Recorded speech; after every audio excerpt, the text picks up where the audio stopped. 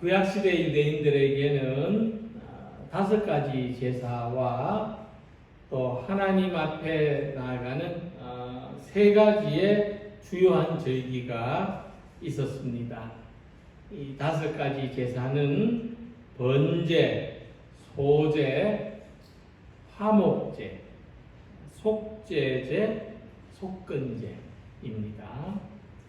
이 제사는 세속에 있는 사람들이 거룩함의 영역 속에 계신 하나님을 만나는 방법을 말해주는 것입니다.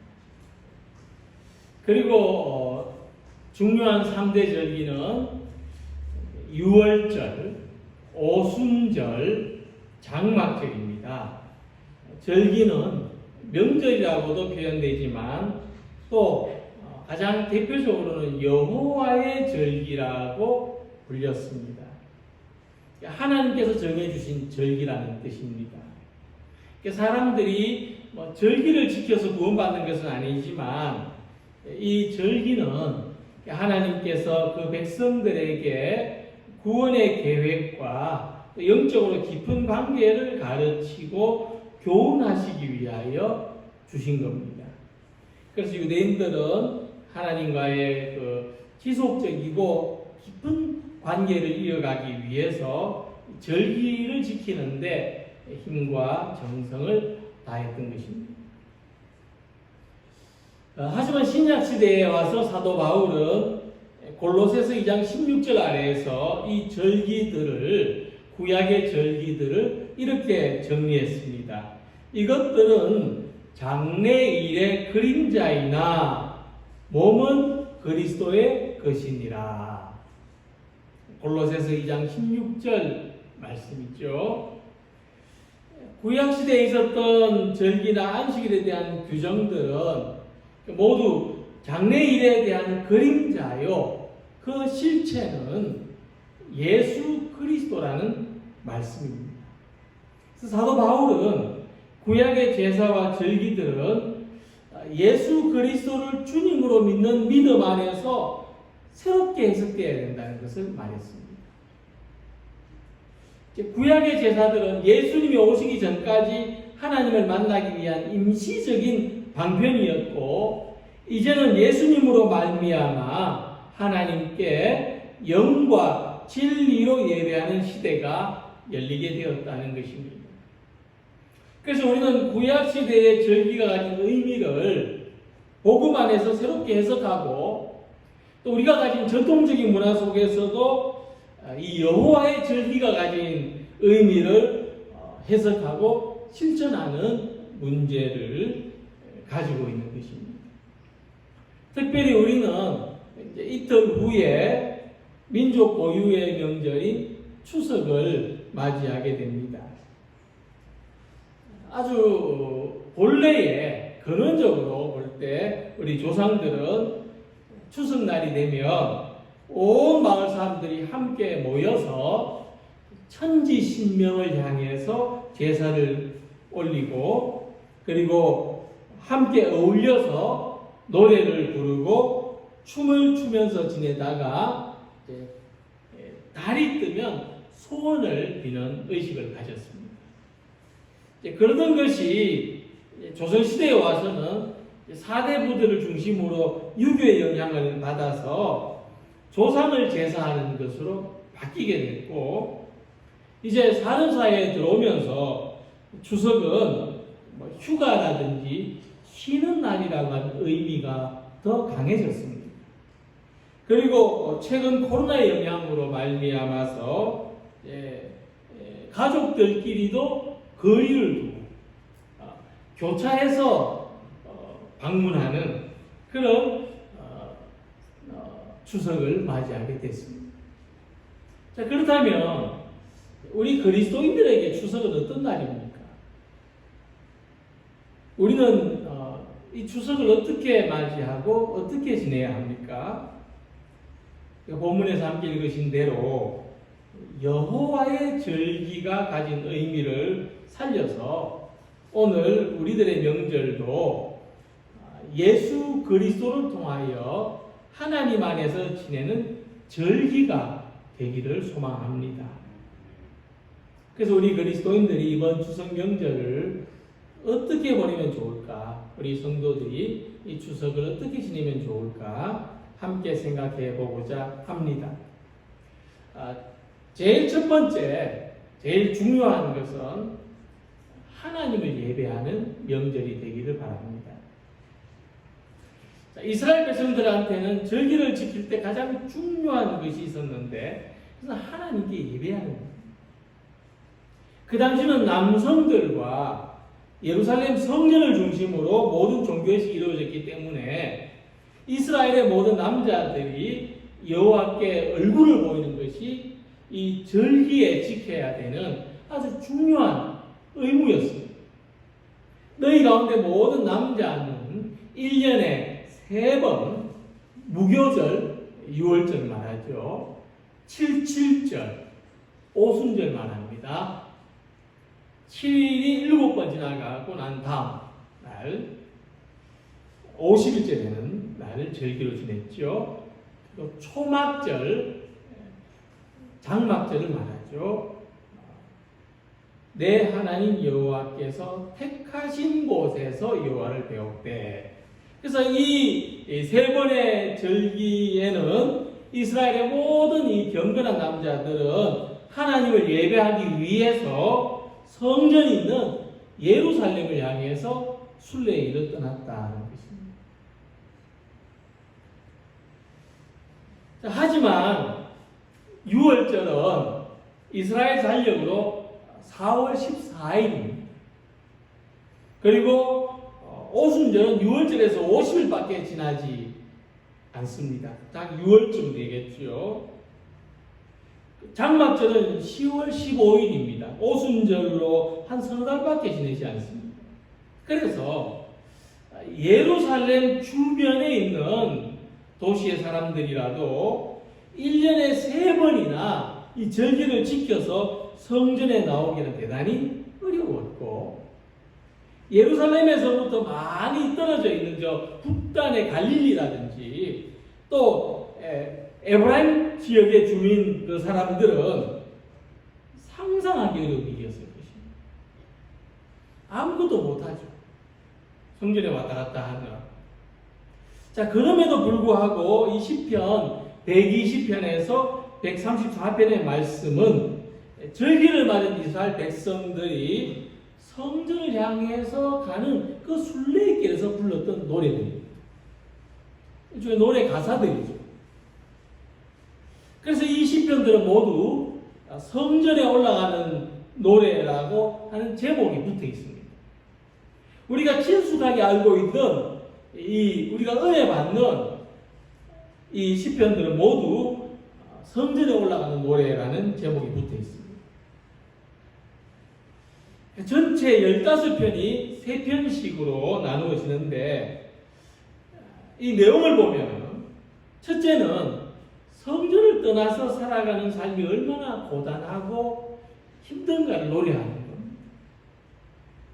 두 번째는 성전을 향해서 가는 것이 얼마나 감격스럽고 기대되는 일인가, 순례자들과 함께 가는 것이 얼마나 기쁜 일인가를 노래합니다. 그리고 세 번째는 이제 성전에 들어가서 그 감격적인 그 성문 안에서 그 하나님의 임재를 경험하며 예배하는 은혜와 축복을 찬양하는 그런 구조로 되어 있습니다. 이 내용을 볼 때에 이스라엘 백성들이 절기를 맞이해서 성전에 올라가서 하나님을 예배하는 것은 그들의 삶에서 가장 복된 일로 여겼다는 것을 알 수가 있습니다. 자, 절기를 지키며 하나님을 예배할 때 그들은 이 세 가지를 기억하고 노래했습니다. 먼저 12절 말씀대로 너는 애굽에서 종되었던 것을 기억하고 이 규례를 지켜 행할지니라. 먼저 하나님께서 과거에 해 주신 일에 대하여 감사했습니다. 절기를 지낼 때마다 과거에 베푸신 은혜에 감사했습니다. 포로로 끌려가 살면서 고생하고 멸시를 당하면서 너희 하나님이 어디 있느냐 멸시를 당하면서도 세상과 타협하지 않고 하나님에 대한 믿음을 지키고 살아갈 수 있도록 도우시는 지금까지 지내온 것 주의 크신 은혜가 그 은혜에 대한 감사의 예배를 드렸던 것입니다. 두 번째 절기를 지내는 동안 하나님이 지금 우리에게 무엇을 원하시는가를 생각했습니다. 14절에 너와 내 자녀와 노비와 내 성중에 거주하는 레위인과 객과 고아와 과부가 함께 즐거워하게. 그러니까 하나님은 우리의 삶 속에 또 우리가 가지는 모든 관계 속에 함께 계시고 우리는 우리 삶의 한가운데에서 우리의 모든 관계 속에서 하나님을 즐거워하며 살아가기를 하나님은 원하신다. 그것을 바라며 그것을 생각하며 예배했습니다. 그리고 절기 세 번째로 하나님께서 앞으로 어떤 복을 주실 것인가에 대한 기대를 가졌습니다. 15절에 내 하나님 여호와께서 내 모든 소출과 내 손으로 행한 모든 일에 복 주실 것이니 하나님은 우리가 행하는 모든 일에 복 주실 것을 기대하는 마음으로 예배의 자리로 나아갔다고 하는 것입니다. 자, 하나님을 믿지 않는 사람들에게 추석에 제일 중요한 일이 무엇일까요? 추석에 제일 중요한 일이 무엇일까를 물으면 이렇게 대답할 겁니다. 조상들에게 제사를 지내는 일이다. 또는 성묘하는 일이다. 라고 할 것입니다. 자, 그렇다면은 우리들은 우리 모두를 있게 하신 하나님을 예배하는 일이 더 중요하지 않겠습니까? 그렇다면 우리들에게는 이 명절날 하나님을 예배하는 일이 중요한 일이죠. 그래서 이번 추석에는 교회에서 나누어드린 추석 예배 순서지로 우리 성도들의 가정에서 꼭 예배를 드릴 수 있기를 바랍니다. 예배를 드리는 명절이 되기를 바랍니다. 우리 성도들에게는 이제 이게 문화가 되기를 바랍니다. 명절 아침에는 예배한다. 물론 가족의 평화를 위해서 부득이하게 제사를 지내야 되는 가정이 있다면 좀 어려운 이야기가 되겠습니다만은 제사에 참여할 테니까 내가 기도할 테니까 제사 때 같이 기도할 테니까 예배도 함께 드리자. 그렇게 해보시기 바랍니다. 근데 뭐 그것도 어렵다면은 그럼 식사하기 전에 내가 기도할 테니까 감사 기도라도 하자. 이렇게 한번 보내보시기 바랍니다. 하나님은 우리의 일상을 주관하십니다. 하나님은 우리 모든 날과 모든 절기의 주인이십니다. 그러니까 우리 삶이 하나님의 계획 속에 있고 하나님이 우리 가정과 우리 인생의 주인이신 것을 예배로서 고백하고 확인하고 또 서로 가슴에 품는 그런 추석 명절이 되시기를 소망합니다. 자, 두 번째로 이 절기는요 종교적으로는 축제의 날이지만은 가족들끼리도 함께 기쁨을 나누는 날입니다. 이 농사를 짓던 시대에는 이 가족의 범위가 더 확대돼서 함께 일하는 일꾼들까지도 가족과 같은 대우를 받았습니다. 가족처럼 여겼습니다. 동등하게, 가족들과 동등하게 즐겼습니다. 그래서 14절을 보면 하나님께서 이스라엘 백성들에게 이렇게 말씀합니다. 절기를 지킬 때에는 너와 내 자녀와 노비와 자기 집안에 있는 혈연이 아닌 다른 사람들 말하는 거죠. 또 확대돼서 내 성중에 거주하는 레위인과 그리고 객과 나그네와 또 고아와 과부 홀로 된 사람들을 보호받을 수 없는 그런 사람들과 함께 즐거워하라. 그러니까 절기를 맞이하는 즐거움을 자녀들뿐만 아니라 함께 일하는 동료들과 이웃들하고도 함께 나누라. 절기의 풍성함을 함께 누리라 말씀하는 거죠. 특별히 우리는 이 추석을 한가위라고 표현합니다. 민속 대백과 사전을 찾아보면 가위는 자르는 가위가 아니고 8월의 한가운데, 가을의 한중간을 의미하는 말이라고 합니다. 그 다음에 한은 뭐냐면 한은 크다는 뜻입니다. 한강, 큰 강이라는 뜻이죠. 한강. 그 주유소에 기름을 넣을 때 한거 아들, 제일 많이 그런 뜻입니다. 한거. 그래서 한가위는 8월의 한가운데 있는 가장 큰 날이라는 뜻이죠.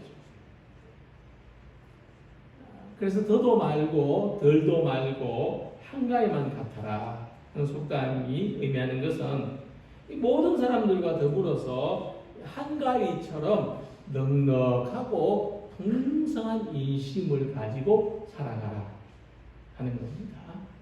명절은 그런 날이에요. 명절은 예전에는 뭐 그림들이 찾아오면 박대하는 날이 아닙니다. 넉넉한 마음으로 함께 나누는 날.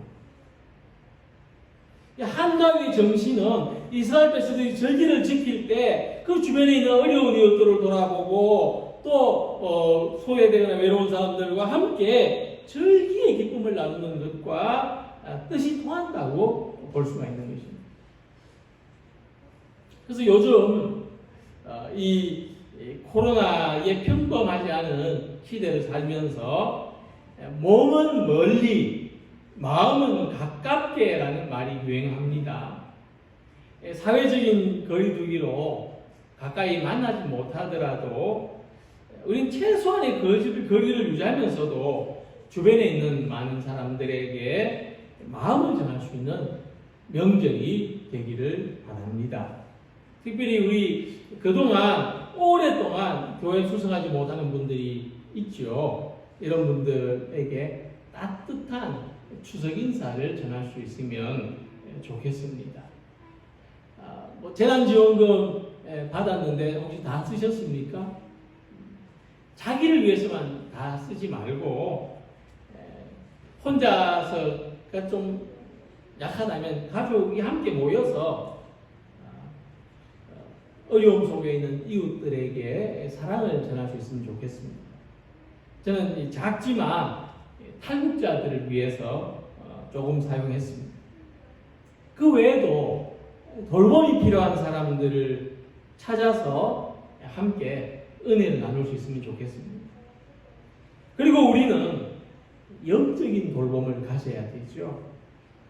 가족들을 만났을 때 아직 신앙생활을 하지 않거나 또 코로나로 예배 잘 출석하지 못하거나 또 신앙생활을 쉬고 있는 자녀들이나 가족들이 있다면 이번 기회를 통해서 신앙생활을 권면할 수 있기를 바라겠습니다. 또 우리 더 열심히 신앙생활 하자 이렇게 축복할 수 있으면 좋겠습니다. 15절에 내 하나님 여호와께서 택하신 곳에서 내 하나님 여호와 앞에서 절기를 지키라 말씀했고, 신명기 14장 23절 보면 내 하나님 여호와 곧 여호와께서 그의 이름을 두시려고 택하신 곳에서 내 곡식과 포도주와 기름의 11조를 먹으며 또 내 소와 양의 처음 난 것을 먹고 내 하나님 여호와 경외하기를 항상 배울 것이니라 말씀했습니다.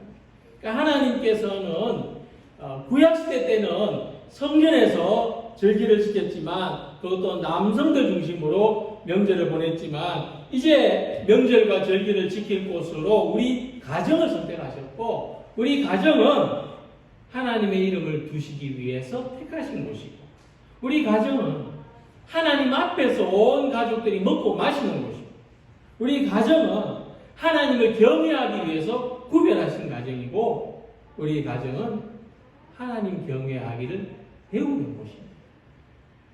하나님 믿는 우리 가정을 통해서 그 이름을 맡겨두신 하나님의 영광이 드러나기를 소망합니다.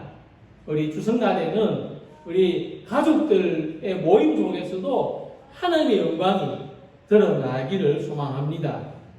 돌봄과 나눔을 통해서 하나님이 함께 하시는 것이 드러나고 하나님의 영광이 드러나는 우리 명절, 우리 성도들의 가정이 되시기를 소망합니다.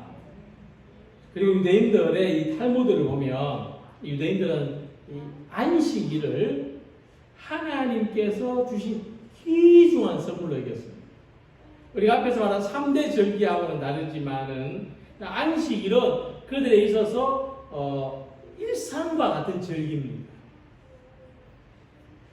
같은 의미에서 이 안식이나 절기는 하나님께서 우리에게 복을 주시기 위해서 정한 것이지 힘들고 괴롭게 하기 위해서 정하신 날이 아니라고 하는 것이죠. 그래서 하나님께서는 이 하나님이 기뻐하시는 뜻대로 절기를 지키는 사람들에게 복을 주신다고 했습니다. 내 하나님 여호와께서 내 모든 소출과 내 손으로 행한 모든 일에 복 주실 것이니 너는 온전히 즐거워할지니라. 절기는 복을 받는 날, 축제의 날이죠. 모든 사람들이 기뻐하고 감사하는 날. 그리고 하나님께서 또 복에 복을 더하여 주시기를 소망하는 날입니다. 그러니까 이미 주신 것에 대해서 감사하면서 앞으로도 더 충만하게 주실 것을 소망하는 날이죠. 절기는 하나님의 복을 누리는 날인데 그 중에서도 쉼의 복을 누리는 날입니다. 물론 명절에도 어쩔 수 없이 일을 해야 되는 분들도 계시겠지만 그렇다 하더라도 이제 가족들과 함께 쉼을 짧은 동안이지만 쉼을 누리는 날이 되시기를 바랍니다. 그리고 나만 쉬는 것이 아니라 하루 종일 또 명절에 집안일 많이 해야 되는 분들이 있죠. 다른 사람도 좀 쉴 수 있도록 돕거나 또 어떤 새로운 어떤 아이디어를 찾아보는 그런 명절이 되시길 바랍니다. 쉬는 것은 어떤 의미가 있냐면은 우리가 일의 노예가 되지 않도록 하는 뜻이 있습니다. 하나님은 우리한테 관리하고 다스리라고 하셨지 관리 받으라고 지배당하라고 하시지 않았습니다. 그러니까 하나님을 따라서 온전한 쉼을 가지는 거예요. 바로 절기를 통해서 하나님께서 이스라엘 백성들에게 요구하시는 겁니다. 쉼은 우리를 위한 것인데 하나님이 요구하십니다. 쉬라. 그래서 그들은 절기에 온전한 쉼을 가지려고 했던 것이죠. 그래서 이번 명절을 지내는 동안 참 쉬는 것이 복이구나, 기쁨이구나. 그래서 경험하시길 바랍니다. 또 쉼에는 어떤 의미가 있는가 하면 사람이 자기 노력으로 모든 것을 할 수 없다는 것을 고백하는 어떤 신앙적인 고백이 쉼에 있습니다. 우리가 주일날 일을 쉬는 것은 그런 의미가 있습니다. 하나님, 내가 모든 것을 할 수 없습니다 하고 하나님께 맡기는 겁니다. 그리고 내 삶을 하나님의 선물로 받아들이는 겁니다. 예수님께서 말씀하시기를 우리가 쉴 때 하나님 일하신다고 했습니다. 하나님 우리가 잠을 자는 동안에도 일하신다고 했죠. 그래서 요한복음 말씀을 보면 하나님은 내 아버지께서 이제까지 일하시니라고 했습니다. 이 안식일 안 하신 말씀입니다. 그러니까 우리가 쉬는 동안에 하나님이 우리 일을 대신해 주신다는 생각을 하면 얼마나 감사한 일입니까? 그러니까 믿음과 쉼이 이렇게 연결됩니다. 우리가 이 쉼에 대한 하나님이 일하심에 대한 믿음이 없으면 우리 못 쉽니다. 조금이라도 더 뭔가를 해야죠. 그러나 나는 쉬지만 그러나 일하시는 하나님께서 나를 도와서 대신 일하신다. 하나님은 우리가 하는 것보다 훨씬 더 많은 일을 하실 수 있다. 이것을 생각할 수 있는 힘이 되시길 바랍니다. 내가 경영하는 일과 내 가족의 생존이 달린 문제를 하나님께 맡기는 믿음을 훈련하고 그 믿음을 가지는 것입니다. 명절에 쉬는 동안에 내가 이렇게 쉬어도 되는가? 이런 생각이 들지만 그러나 하나님께서 우리에게 일을 주시고 하나님께서 우리에게 건강을 주시고 기회를 주시고 하나님께서 우리에게 열매를 얻게 해주시고 하나님께서 우리에게 은혜를 주신다는 것을 경험하는, 그래서 수고하고 애쓰는 삶을 하나님의 경영에 맡길 수 있는 우리 성도님들이 되시기를 바랍니다. 자, 이렇게 내가 쉬는 것이 하나님의 복이다, 이 믿음을 가진 사람들은 어떻게 그 다음에 어떻게 나아가겠습니까? 17절에 이렇게 말씀합니다.